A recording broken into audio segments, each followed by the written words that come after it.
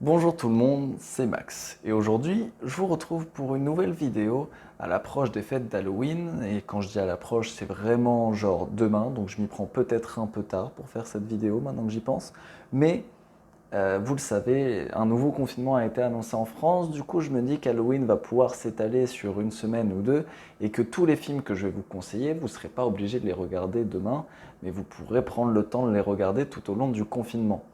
J'ai décidé aussi de mettre en place deux catégories entre guillemets, puisque il y a toujours à Halloween ceux qui veulent regarder un film un peu drôle, mais qui reste dans le thème de l'horreur, donc une comédie horrifique. Et il y a ceux qui veulent vraiment avoir très peur. Du coup, j'ai décidé de mettre des films dans les deux catégories. En gros, une fois, je donnerai un film qui sera plutôt drôle, mais qui restera dans le thème d'Halloween.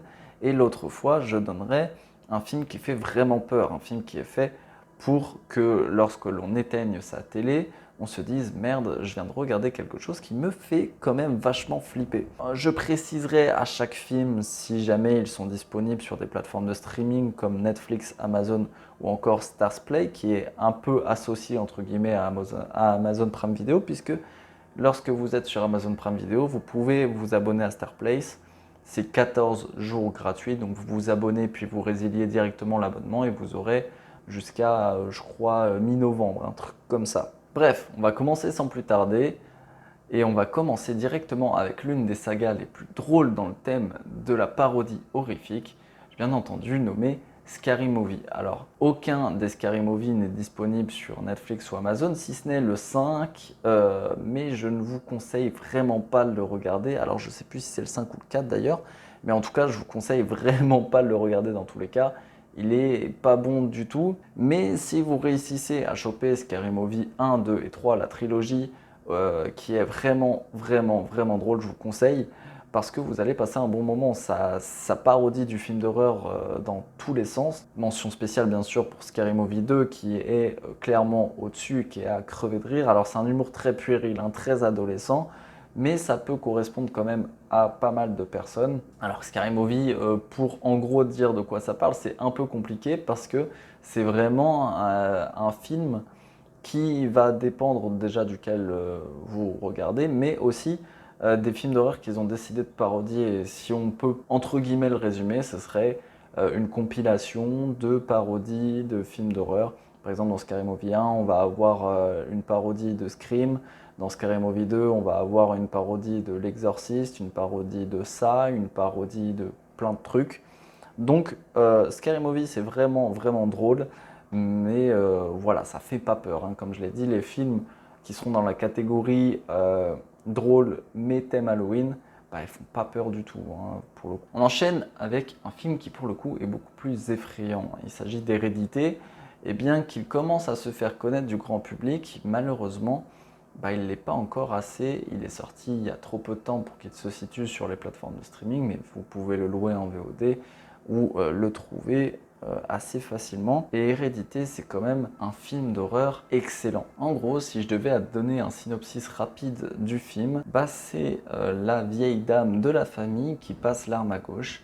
Et du coup, sa fille Annie, qui est donc mère de deux enfants, va décider de retourner habiter dans la demeure familiale.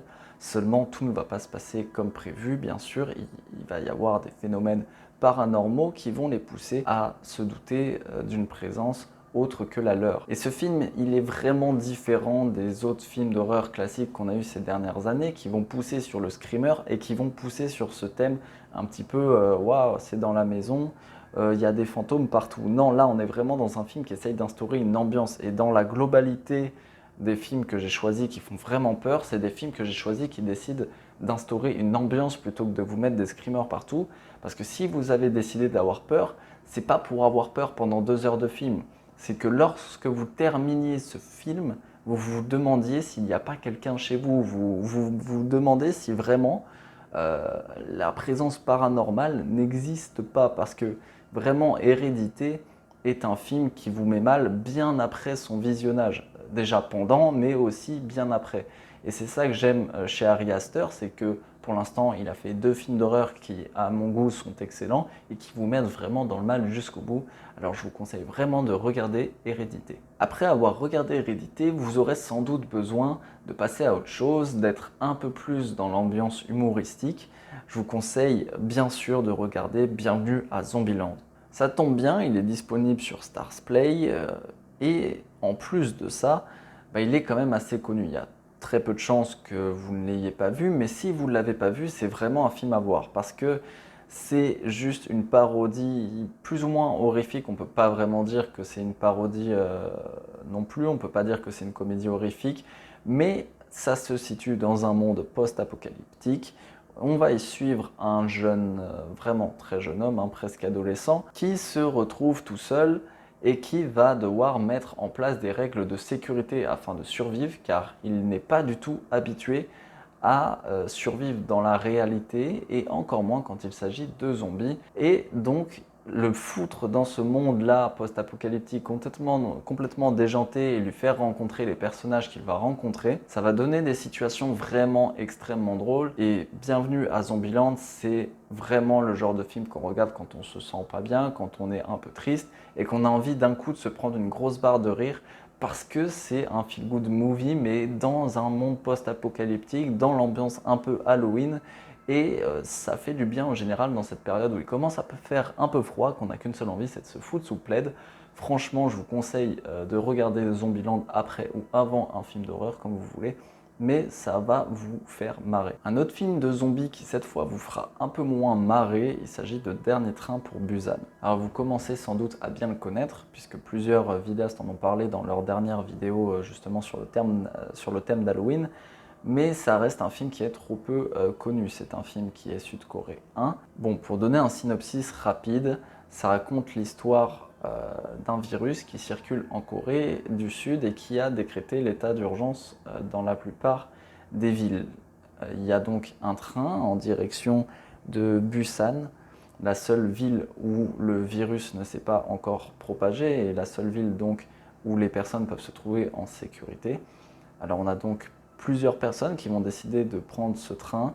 Seulement, il s'avère que l'un des passagers a été contaminé par ce virus et ils vont donc devoir survivre jusqu'à ce que le train arrive à destination. C'est vraiment un thriller et un film d'horreur incroyable. Et je trouve qu'on ne regarde pas assez de cinéma coréen toujours. Alors vous pouvez toujours le regarder en français, même si ça me fait mal de vous dire ça, si vraiment le coréen ça vous dérange. Mais c'est un film incroyable. C'est pas juste un film d'horreur classique, il y a vraiment encore une fois une ambiance qui est instaurée et, et c'est excellent. Je peux rien vous dire de plus sur Dernier Train pour Busan parce que j'ai pas envie de vous spoil, mais regardez ce film, il est incroyable. Alors ensuite, j'ai décidé de mettre un film qui personnellement ne m'a pas spécialement fait peur. Je l'ai plus pris à la rigolade parce que c'est un peu vieilli, c'est un peu kitsch, mais j'ai décidé de mettre Des Tours Mortels. Alors, il faut savoir qu'il y a 5 films Des Tours Mortels, mais que la qualité va vraiment en baissant de film en film. Mais à ce qui paraît, le premier est plutôt apprécié. Je ne le savais pas du tout. Je les connais depuis assez longtemps, les Des Tours Mortels quand même. Je regardais ça quand j'étais dans mon adolescence et ça m'a toujours fait plus ou moins marrer plus qu'autre chose. Je trouve pas que ça fasse vraiment peur, mais ça reste quand même dans la catégorie horreur, puisque la plupart du temps c'est toujours la même chose. On y suit un groupe de personnes qui vont se rendre dans la montagne, parfois volontairement ou parfois parce qu'ils sont tombés en panne et qu'ils se sont perdus, et qui vont devoir se confronter à un groupe de cannibales et qui vont devoir survivre tout simplement jusqu'à trouver un échappatoire. Et c'est un scénario assez classique. Et dans la globalité, la tête des personnages qui prennent en chasse les personnes qui tentent de survivre, même la manière dont c'est ficelé, ça tend vers l'absurde quand même. Ça m'a jamais réellement fait peur.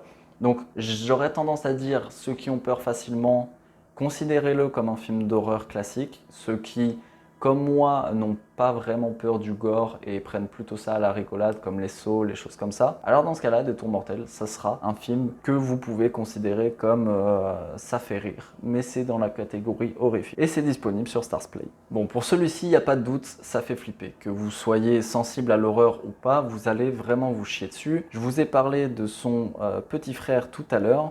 Je vous ai parlé d'Hérédité donc, mais cette fois-ci, il y a Midsommar. Encore une fois, Ari Aster a frappé un grand coup, et vous allez me dire, Midsommar, c'est pas un film d'horreur parce que ça se passe en plein jour. Oui, mais regardez Midsommar le soir d'Halloween et essayez de vous endormir après et vous allez voir si Midsommar c'est pas un film d'horreur. Non, sans déconner, Midsommar fait vraiment flipper, déjà parce que ses acteurs sont excellents et que ça rend le truc encore plus crédible, parce que Ari Aster est un réalisateur de génie quant à l'horreur. Après, il faudra voir par la suite si ça se confirme, mais pour l'instant ces deux films sont incroyables. Mais aussi parce que pour une fois, on a un scénario qui change. Comme je vous l'ai dit, ça se passe en plein été et en gros, on a un couple qui va pas très bien, qui est sur le point de se séparer parce que Dany, je crois c'est son nom, a perdu quelqu'un de sa famille et elle est assez triste. Mais du coup, son copain n'a pas envie de la laisser faire son deuil toute seule et il décide de lui faire se changer un peu les idées en l'emmenant dans un festival.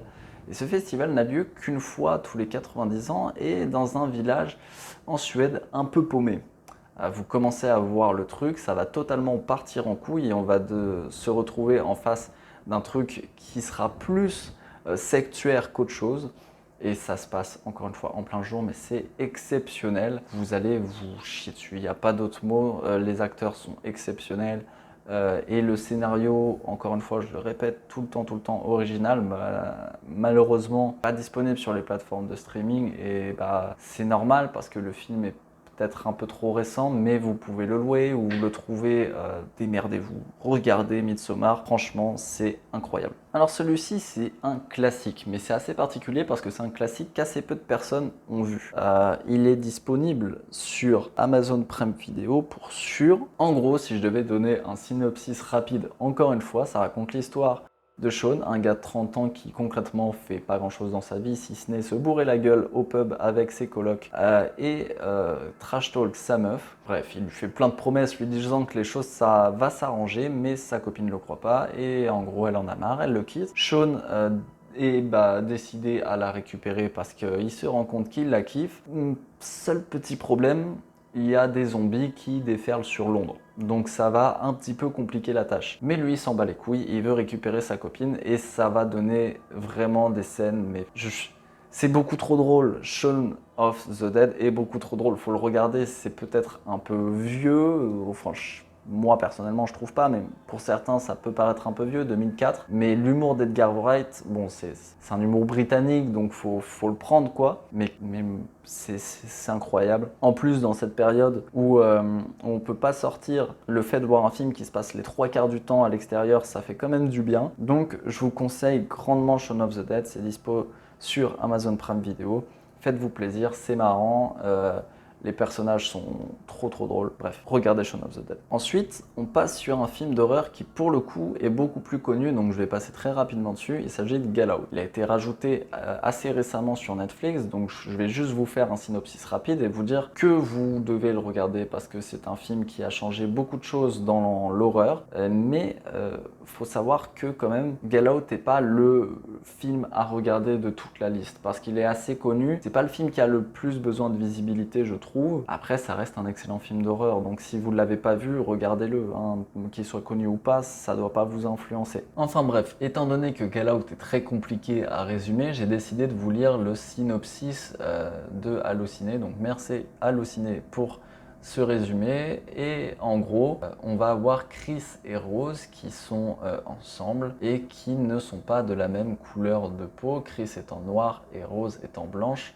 Mais ça, c'est quelque chose qui viendra plus tard. Pour l'instant, Rose décide de présenter Chris à sa belle famille et c'est là que les problèmes commencent, puisque Chris sent une atmosphère tendue dans l'air et commence à penser que la famille de Rose est en réalité raciste. Mais le plus dur reste à venir, puisque à la suite d'une série d'incidents qui sont de plus en plus inquiétants, Chris va découvrir ce qu'il ne pensait jusqu'alors imaginable. Encore une fois, Get Out, c'est assez connu, mais ça reste un film d'horreur qui a changé énormément de choses dans l'industrie du cinéma, qui a participé aux Oscars, ce qui est quand même très rare pour un film d'horreur. Mais voilà, Get Out dispo sur Netflix, vous pouvez regarder ça, c'est super cool. Bon, là, on va passer à l'un des films qui m'a, je crois, fait le plus marrer dans ces 10 dernières années. Il s'agit de Vampire en toute intimité. J'ai un amour inconditionnel pour Taika Waititi.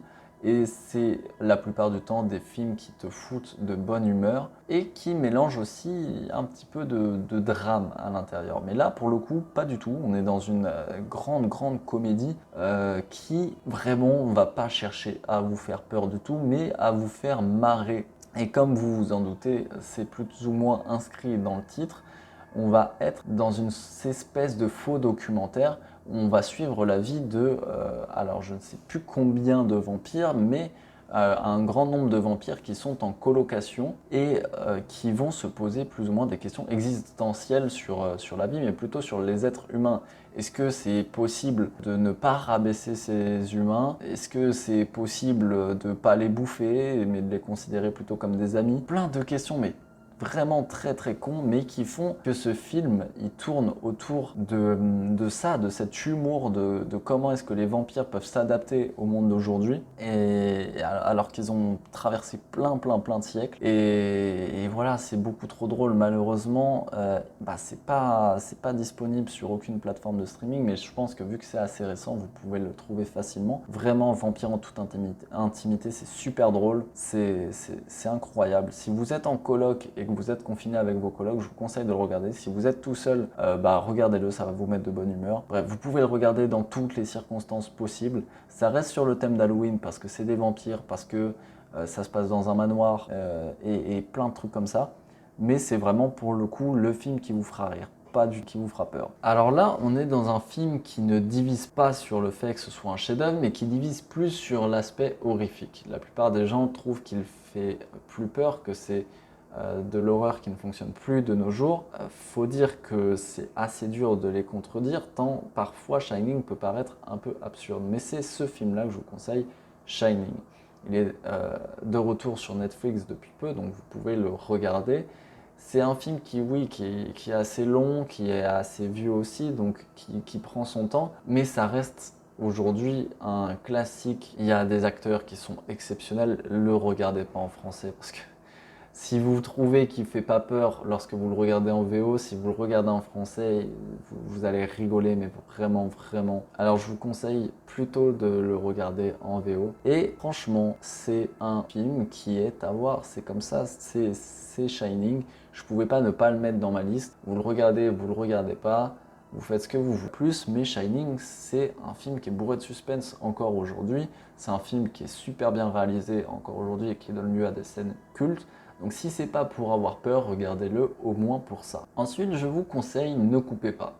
Alors là, c'est un film qui est disponible sur OCS pour ceux qui l'ont. Ne coupez pas, c'est vraiment pour le coup une comédie qui se situe encore une fois dans la catégorie film de zombies. Mais c'est un truc que j'aime particulièrement parce que en un claquement de doigts, ça peut passer d'un film d'horreur qui fait vraiment flipper à un film d'horreur qui fait vraiment marrer. Et les réalisateurs le savent. Donc en général, quand le film de zombies est drôle, c'est que c'était voulu par le réalisateur. Et là, c'est le cas. C'est un film qui est japonais, et vous l'aurez compris, j'aime beaucoup le cinéma asiatique. Et en gros, ça raconte l'histoire d'un tournage de plus ou moins film d'horreur qui est en train d'avoir lieu dans une usine désaffectée. Les techniciens, les acteurs, ils s'en battent tous la race, sauf le réalisateur qui lui pour le coup est bourré d'énergie, a vraiment envie de donner vie à ce film de zombies alors que ça fait 40 ans qu'on en voit. Mais voilà, pendant qu'il s'apprête à tourner l'une des scènes, il va se rendre compte qu'il y a des véritables morts vivants sur le plateau de tournage et le film va commencer à dégénérer. Et franchement, c'est très drôle parce qu'il y a un très grand contraste entre les persos qui sont hyper blasés et ce réalisateur qui est une vraie pile électrique et c'est assez incroyable. Je vous conseille vraiment de le regarder, c'est du cinéma japonais certes, mais on se rend compte que c'est pas, je veux dire, contrairement à l'image qu'on pourrait avoir du Japon, c'est pas totalement déjanté, ça reste très abordable pour le public occidental et il faut qu'on regarde plus de cinéma étranger. Donc je vous conseille vraiment de regarder Ne coupez pas, c'est très drôle, ça fait pas peur, même s'il y a des images qui sont quand même assez graphiques. Enfin bref, regardez Ne coupez pas, c'est super sympa. Alors pour le coup, celui-ci, il est beaucoup plus flippant et il est réalisé par James Wan. James Wan qui est l'un de mes réalisateurs d'horreur préférés, qui a réalisé notamment Les Conjuring, mais qui aussi, avant ça, a réalisé Insidious. Et Insidious, c'est l'un des meilleurs films d'horreur de la dernière génération, n'en déplaise à certains, et il est disponible sur Amazon. Donc si vous voulez vous chier dessus pour Halloween, regardez Insidious. Alors en gros, Insidious comme ça a l'air à première vue classique, mais en réalité il y a quelques petites subtilités qui rendent la chose un peu plus originale. Ça raconte l'histoire d'un mari, son épouse et 3 enfants qui vont vivre dans une nouvelle maison où tout va bien se passer, ils sont contents, seulement bah merde, l'un des 3 enfants, le plus vieux, tombe dans le coma, et bizarrement, bah, il commence à se passer des trucs chelous dans la maison juste après ça. Du coup, ils appellent un médium, il leur dit, bah écoutez, votre fils est actuellement possédé, donc vous devez faire quelque chose. Et ce quelque chose, c'est quoi? Bah, c'est tout simplement le fait que le père de famille va devoir se rendre lui aussi entre la vie et la mort pour pouvoir aller sauver son fils, et plus précisément l'âme de son fils, et l'empêcher de partir pour céder son corps à un démon. Enfin bref, là j'ai résumé ça très très mal, mais vous avez compris à peu près le délire. Et franchement, c'est incroyable. Insidious, c'est fou, parce que déjà, tu arrives à faire jouer un gamin extrêmement bien et de manière extrêmement crédible dans un film d'horreur. On le sait, c'est souvent ce qui pêche dans ce genre de film d'horreur où tu as une famille entière, c'est que souvent les gosses sont extrêmement nuls à chier. Là, c'est pas du tout le cas. C'est même un film qui tourne autour de l'enfant plus qu'autour des parents. Et franchement, c'est trop bien mis en scène, c'est très effrayant. C'est trop bien, voilà, je sais pas quoi te dire de plus. C'est disponible sur Amazon, donc franchement, c'est assez accessible. Je vous conseille vraiment de regarder Insidious. Alors là, pour le coup, on est dans un film qui fait nettement moins peur et qui est totalement what the fuck, The Babysitter. En gros, c'est simple, les parents d'un ado décident de se barrer et de laisser leur fils gardé par une babysitter. Seulement, voilà, cette babysitter est super canon, et du coup, l'ado décide de l'espionner tout au long de la soirée jusqu'à ce qu'il se rende compte que c'est pas tout à fait la personne à laquelle il s'attendait. C'est dispo sur Netflix, c'est drôle, c'est vraiment nanaresque, hein, c'est pas super super quali, mais vous allez passer un bon moment devant, vous allez vous marrer. C'est très sexualisé pour pas grand chose, honnêtement, mais bon, ça reste sans prise de tête. C'est pas la priorité à regarder dans cette liste, mais je l'ai mis là parce que ça reste une comédie horrifique qui peut s'avérer sympa lors d'une soirée à plusieurs. Bon, là pour le coup, on est dans un film qui est nettement moins drôle dans un premier temps, mais aussi beaucoup plus qualitatif. Mama. Alors déjà, c'est un film qui est espagnol-canadien, donc on a un cast un peu original, et même dans l'ensemble, j'aurais tendance à dire un film un peu original. Et en gros, ça parle de 2 sœurs qui ont mystérieusement disparu après que leurs parents ont été tués il y a 5 ans. Et alors que ces filles sont retrouvées dans une cabane par leur oncle et leur tante, ils vont commencer à se douter qu'elles sont suivies par une présence paranormale euh, à la suite de certains événements étranges qui vont se passer tout au long de ce film. Mama, c'est vraiment particulier parce que c'est un film d'horreur qui fait vraiment peur déjà dans un premier temps, mais qui est aussi euh, assez triste finalement, assez émouvant. Et c'est réalisé par Andy Muschietti, qui est vraiment un très bon réalisateur, qui a notamment réalisé les films sales et récents, et qui est surtout scénariste de Mama, alors qu'il ne l'était pas sur ça.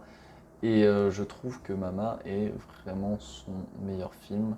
Donc je ne peux que vous le conseiller, c'est vraiment un film très particulier, mais, mais regardez-le, vous allez comprendre tout de suite ce que je veux dire. C'est un film qui fait vraiment peur, c'est un film qu'il faut regarder, j'aurais plutôt tendance à dire tout seul. Bref, regardez Mama. Bon, là pour le coup, on est dans un truc beaucoup plus léger, beaucoup plus dans la comédie, et j'ai nommé Beetlejuice. Alors là, je vais commencer à vous saouler un peu avec Tim Burton parce que il y a 2 voire 3 films qui arrivent après de Tim Burton, mais Ce film-là, pour le coup, il reste dans le thème de l'épouvante et en plus, il est drôle, quoi. Il fait vraiment marrer. On a un très bon Michael Keaton dans le rôle de Beetlejuice. Il y a Winona Ryder et Winona Ryder, je l'aime de tout mon cœur. Donc franchement, non, Beetlejuice est très bien et pour ceux qui se le demandent et qui ne l'auraient pas vu et qui ne savent pas de quoi je parle, Beetlejuice, ça raconte l'histoire d'un couple qui vivait leur petite vie tranquille dans leur maison dans un petit village et qui un jour, en allant faire 2-3 courses, euh, sont obligés de mettre un gros coup de volant pour esquiver un chien se situant au milieu de la route. Du coup, leur voiture se retrouve dans un lac, ils meurent et ils vont devoir apprendre à faire peur afin de faire fuir la nouvelle famille qui débarque dans leur maison et qui essaye de absolument tout changer en modernisant et en transformant totalement leur maison.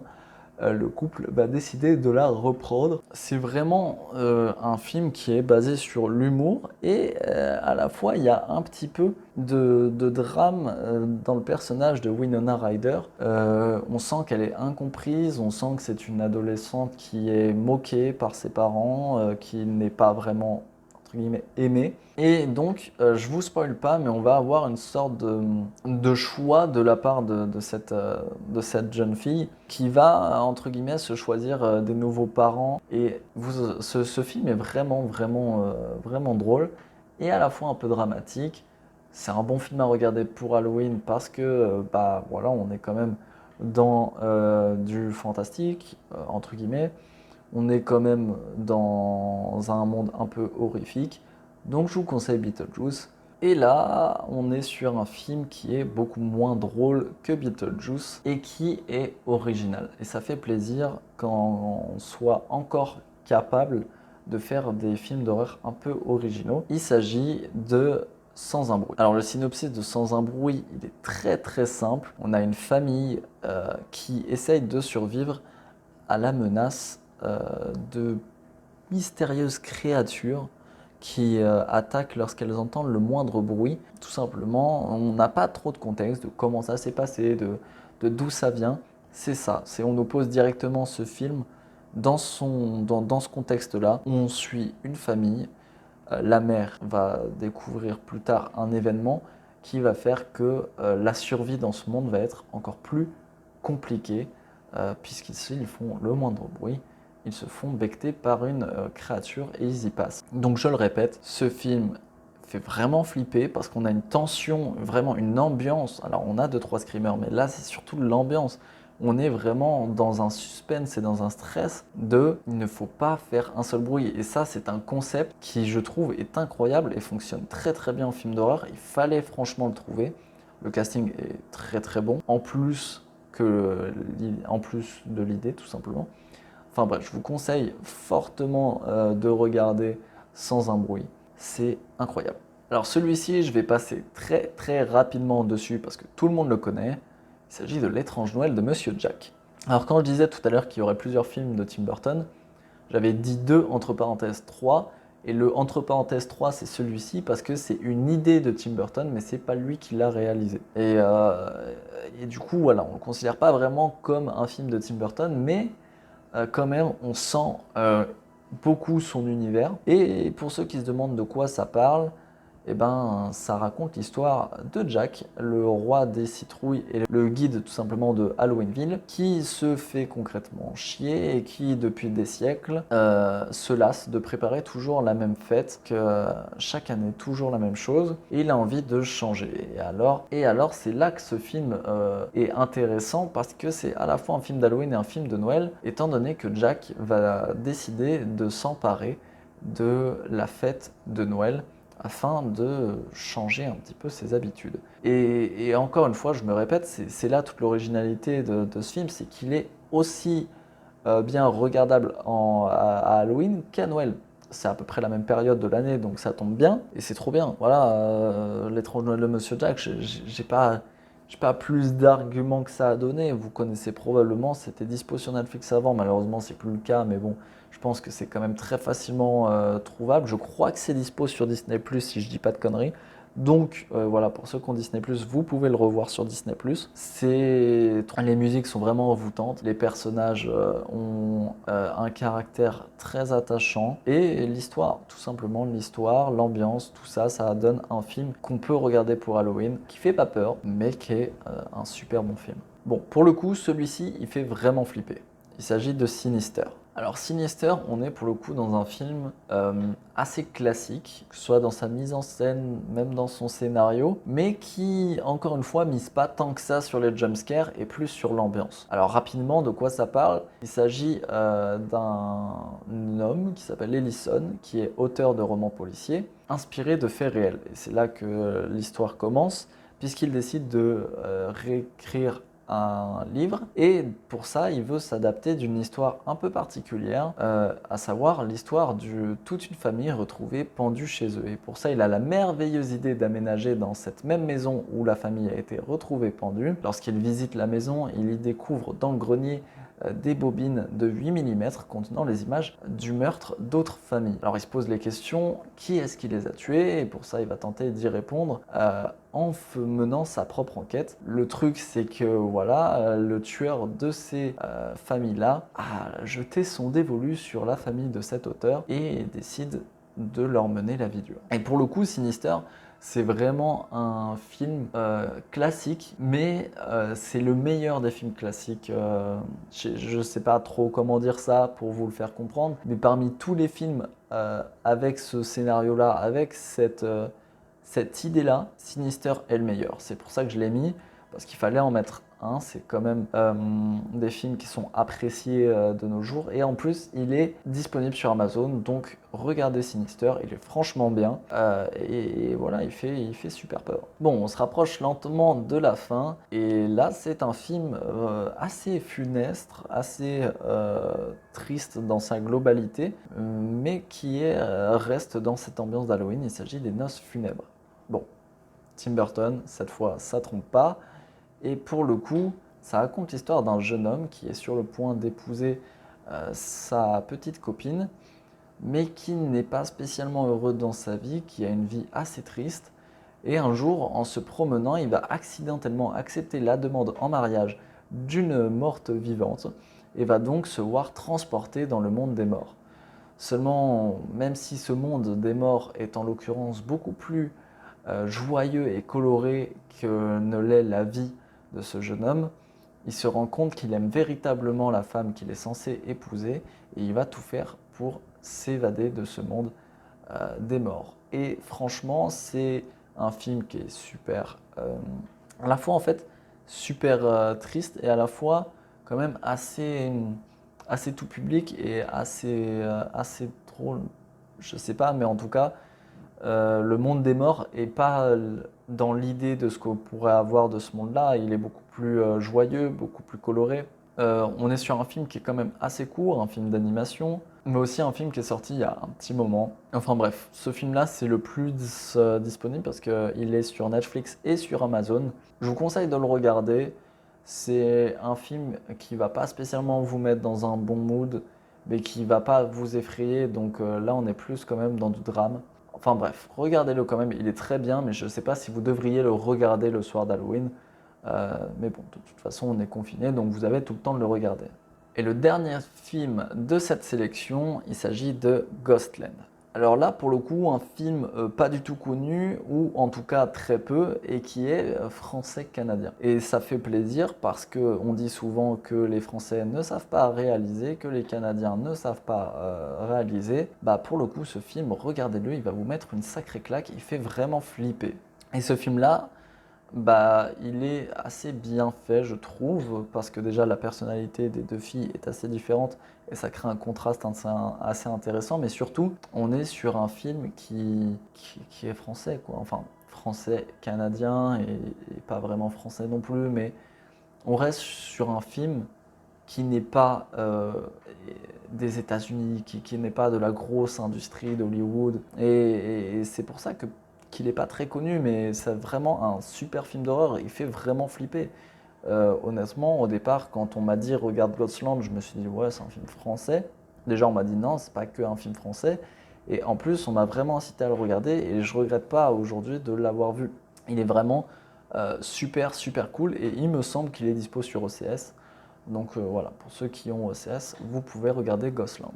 Voilà pour la sélection globale, ce que j'ai décidé de mettre.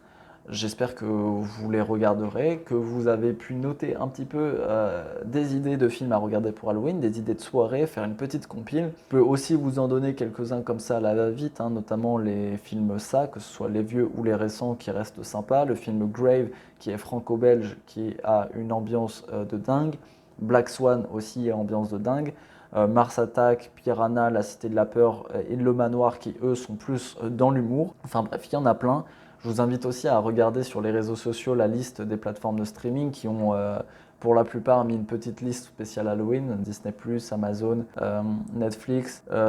N'hésitez pas aussi à souscrire à des plateformes qui sont spécialisées dans ça ou même qui ne le sont pas mais qui proposent des périodes gratuites et qui peut du coup le temps d'Halloween vous faire un choix très très vague de films sans télécharger parce que voilà au moins vous les regardez légalement et puis c'est gratuit. Voilà, vous lancez les essais gratuits, vous résiliez directement après et vous avez une, 2 semaines, voire un mois entier d'essais. C'est le cas par exemple pour Shadows où vous avez une semaine, Amazon Prime Video vous avez un mois, Stars Play 14 jours, Netflix je crois que c'est plus un mois maintenant mais voilà, vous avez Canal, enfin bref, vous avez plein de plateformes de streaming légales que vous pouvez regarder gratuitement pendant une semaine, un mois. Et ça va vous donner un catalogue super vague. Sur ce, j'espère vraiment que cette vidéo vous aura plu, que vous avez des films d'horreur plein la tête et que vous allez en regarder beaucoup demain. Moi, je vous souhaite un très bon Halloween malgré ces circonstances particulières. Et surtout, j'espère que vous allez avoir très peur. Allez, bonne soirée à tous. Ciao.